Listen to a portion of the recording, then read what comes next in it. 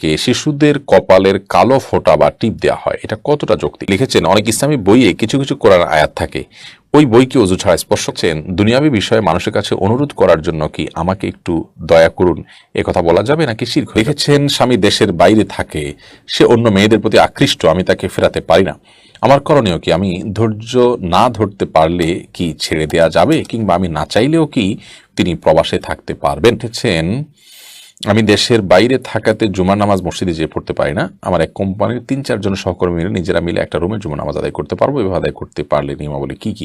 আমার মায়ের একটি প্রশ্ন ছিল, ১৫ বছর আগে আমার মা লাইগেশন করেছিলেন বাবার অনুমতিতে, তখন গুনাহ সম্বন্ধে তিনি কিছুই জানতেন না, এখন ডাক্তার বলছেন অপারেশন করতে গেলে রিস্ক হবে, এখন তার করণীয় কি?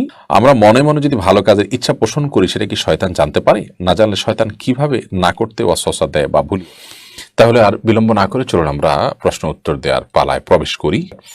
আবু সাইদ আপনি লিখেছেন, অনেক ইসলামী বইয়ে কিছু কিছু কোরআন আয়াত থাকে, ওই বইকে অজু ছাড়া স্পর্শ করা যাবে? যদি বেশিরভাগই কোরআন আয়াতের বাইরে অন্যান্য বিষয় থাকে, মাঝে মধ্যে কোরআন আয়াত থাকে, এগুলো অজু ছাড়া স্পর্শ করতে পারবেন।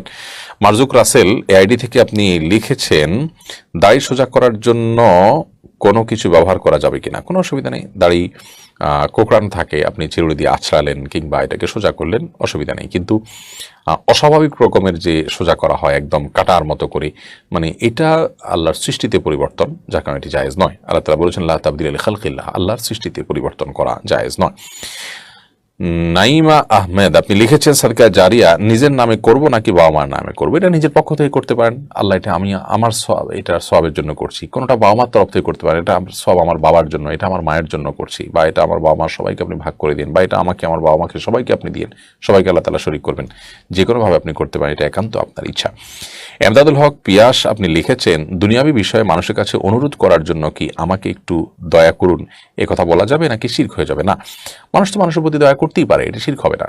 এরকম বলাতে কোনো অসুবিধা নেই যে আমার প্রতি আপনি দয়া করুন, আমার প্রতি রহম করুন, কারণ রহম বা দয়া এটি মানুষ মানুষের প্রতি করতে পারে, অনুকম্পা মানুষ মানুষের প্রতি দেখাতে পারে, এটি করলে শিরক হয়ে যাবে না। কিছু কর্ম আছে যেগুলো শুধুমাত্র আল্লাহ রাব্বুল আলামিনের শানে যায়, অন্য কারোর শানে যায় না, যেমন আল্লাহ তাআলা রাজ্জাক, কেউ কাউকে রিজিক দিতে পারে না। হ্যাঁ, মানুষ মানুষকে সহায়তা করতে পারে, দান করতে পারে, অতএব দানের বিষয়টা এটি আল্লাহ তাআলা দান করেন, মানুষও দান করতে পারে। কিছু কিছু কর্ম আছে যে কর্মগুলো আল্লাহর শানে হয়, কিন্তু আল্লাহর শানে যেভাবে হয় মানুষের শানে সেভাবে হয় না।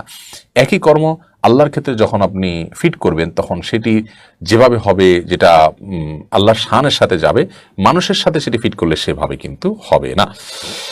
এরপরে বর্ষা খান আপনি এডি থেকে লিখেছেন, স্বামী দেশের বাইরে থাকে, সে অন্য মেয়েদের প্রতি আকৃষ্ট, আমি তাকে ফেরাতে পারি না, আমার করণীয় কি? আমি ধৈর্য না ধরতে পারলে কি ছেড়ে দেয়া যাবে, কিংবা আমি না চাইলেও কি তিনি প্রবাসে থাকতে পারবেন? দেখুন, পরকীয়া এটি আমাদের সমাজে আজকাল রীতিমতো মহামারীর আকার ধারণ করেছে। দেশে থাকেন কিংবা প্রবাসে, স্বামী স্ত্রী বিভিন্নভাবে কখনো মহিলা কখনো পুরুষরা জড়িয়ে পড়ছেন। তো এরকম পরিস্থিতিকে উত্তরণের জন্য আসলে স্বামী স্ত্রী একসাথে থাকা দরকার। দুই জায়গায় থাকলে, দূরত্বে থাকলে এটি সমস্যা তৈরি করে। অতএব আপনার স্বামীকে খুব দ্রুততার সাথে, বিদেশে তিনি গিয়েছেন, কিছু পুঁজি সংগ্রহ করে দ্রুততার সাথে দেশে ফিরে আসেন, সেই চেষ্টা আপনি করেন। সেই সাথে আপনার যদি যাওয়ার সুযোগ থাকে, আপনি তার সঙ্গে গিয়ে যুক্ত হতে পারেন এবং তাকে সময় দিন এবং নাসিহা করুন, ভালো মানুষের সান্নিধ্যে যেন থাকে, খারাপ পরিবেশ থেকে যেন সরে আসে, সেজন্য তাকে আপনি উদ্বুদ্ধ করতে থাকুন। আল্লাহ তাআলা আপনাকে হেফাজত করুন। মিনহাজ মুরাদ আইডি থেকে আপনি লিখেছেন, আমি দেশের বাইরে থাকাতে জুমার নামাজ মসজিদে যেয়ে পড়তে পারি না, আমার এক কোম্পানির ৩-৪ জন সহকর্মী মিলে নিজেরা মিলে একটা রুমে জুমার নামাজ আদায় করতে পারবো, এভাবে আদায় করতে পারলে নিয়মাবলী কি কি? করতে পারেন, কয়েকজন যদি থাকেন আপনারা জুমার নামাজ করতে পারেন, আজান দিবেন এবং আপনাদের মধ্যে একজন ইমাম হবে, খুতবা দিবে, খুতবাতে খুব লম্বা চড়া কিছু বলতে না পারলেও অন্তত কোরআন আয়াত পড়বে, তাসবিহ পাঠ করবে, সালাত নবী সাল্লাল্লাহু আলাইহি ওয়াসাল্লামের দুরূদ পাঠ করবে, করে খুতবা শেষ করবে। সেটি 1 মিনিটের খুতবা, 2 মিনিটের খুতবাও হতে পারে, অর্থাৎ খুব সংক্ষেপ করে হলো খুতবা হতে পারে, দেখে দেখেও পড়তে পারবে। অতএব নিজেরা জামাতে সালাত আদায় করবেন, কোনো অসুবিধা নেই। রাইসা আলম আপনি লিখেছেন, আমার মায়ের একটি প্রশ্ন ছিল, 15 বছর আগে আমার মা লাইগেশন করেছিলেন বাবার অনুমতিতে, তখন গুনাহ সম্বন্ধে তিনি কিছুই জানতেন না, এখন ডাক্তার বলছেন অপারেশন করতে গেলে রিস্ক হবে, এখন তার করণীয় কি? এখন ইস্তেগফার করতে হবে, এছাড়া তার বিশেষ কোনো করণীয় নেই। স্থায়ীভাবে জন্ম নিয়ন্ত্রণের পদ্ধতি শরীয়তে জায়েজ নয়, তিনি জানতেন না, না জানার কারণে করেছেন। এখন আল্লাহর কাছে নিজের এই কর্মের জন্য অনুতপ্ত হয়ে ক্ষমা চাইতে থাকবেন, ইনশাআল্লাহ। আশা করা যায় আল্লাহ তাআলা তাকে মাফ করবেন। তানিয়া আহমেদ পায়েল লিখেছেন, হিংসা দূর করব কিভাবে? হিংসা দূর করার জন্য যার প্রতি হিংসা হয় তার জন্য আরো বেশি বেশি করে দোয়া করবেন, তাকে বেশি করে সালাম দিবেন, আল্লাহ তার আরো কল্যাণ বাড়িয়ে দেন, দোয়া করবেন, ইনশাআল্লাহ দেখবেন যে হিংসা আপনার থেকে দূর হয়ে যাচ্ছে। তাছাড়া এটি চিন্তা করবেন যে আল্লাহ কাউকে কোনো কিছু দিলে এটা আল্লাহর সিদ্ধান্ত, অতএব ব্যাপারে আমার কষ্ট লাগা কাজ করা মানে আল্লাহর সিদ্ধান্তের উপরে প্রশ্ন তোলা বা ওইটা নিয়ে আপত্তি তোলা, যেটি কোনো ইমানদারের কাজ হতে পারে না। তাছাড়া আল্লাহর সিদ্ধান্তের উপর আপত্তি দিলে আমি তো কোনো লাভের কিছু করতে পারবো না, বরং হিংসায় আমার নিজের কষ্ট হবে। যিনি হিংসা লিপ্ত থাকেন তিনি নিজের কষ্ট পান, যার প্রতি হিংসা করেন তার কোনো ক্ষতি কিন্তু নরমালি হয় না। অতএব এই বিষয়গুলো ভাবলে আশা করা যায় হিংসা থেকে নিজে দূরে সরে আসা যাবে, হিংসামুক্ত জীবন গড়া যাবে, অন্তর গড়া যাবে ইনশাআল্লাহ তাআলা। সেই সাথে আল্লাহর কাছে দোয়া করবেন, আল্লাহ আমার অন্তরকে আপনি পরিচ্ছন্ন করে দিন হিংসা থেকে, বিদ্বেষ থেকে, অন্তরের মধ্যে যে সমস্ত রোগ থাকে সেগুলো থেকে। সাইদুল ইসলাম লিখেছেন, আমরা মনে মনে যদি ভালো কাজের ইচ্ছা পোষণ করি সেটা কি শয়তান জানতে পারে? না জানলে শয়তান কিভাবে না করতে ওয়াসওয়াসা দেয় বা ভুলিয়ে দেয়? শয়তানকে আল্লাহ তাআলা বিশেষ পাওয়ার দিয়েছেন, সে আমাদের রগে ভেতরে প্রবেশ করতে পারে। আর শয়তান ইয়াজরি আহাদুকুম মাজরাদ দাম, হাদিসে আসছে শয়তান তোমাদের রগের ভেতরে রক্ত প্রবাহের সাথে মিশে যেতে পারে।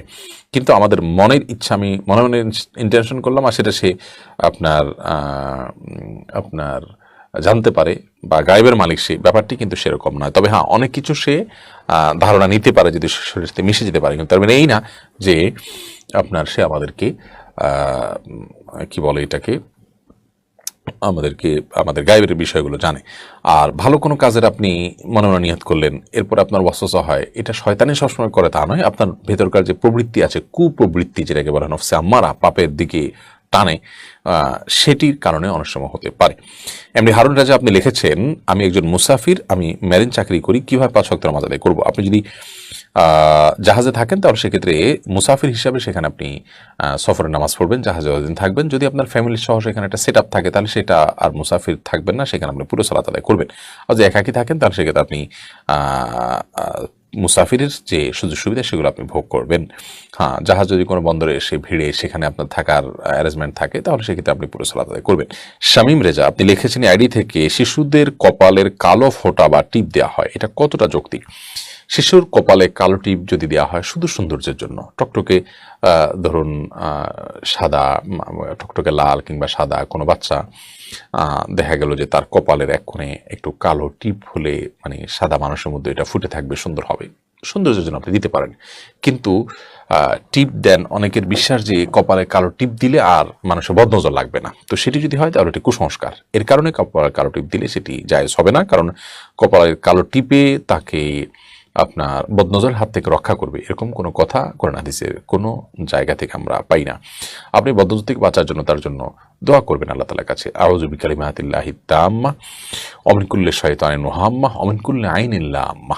এভাবে আপনি দোয়া করবেন, আউযু বিকালিমাতিল্লাহি তাম্মা, আল্লাহ তাআলার পূর্ণাঙ্গ কালিমার এবং বাক্যসমূহের মাধ্যমে আমি আশ্রয় প্রার্থনা করছি। মিন কুল্লি শাইতানিন ওয়াহাম্মা, মিন কুল্লি শাইতানিন ওয়াহাম্মা, শয়তানের আপনার কুমন্ত্রণা থেকে, ক্ষতি থেকে, মিন কুল্লি আইনিন লাম্মা, এবং বদনজর থেকে।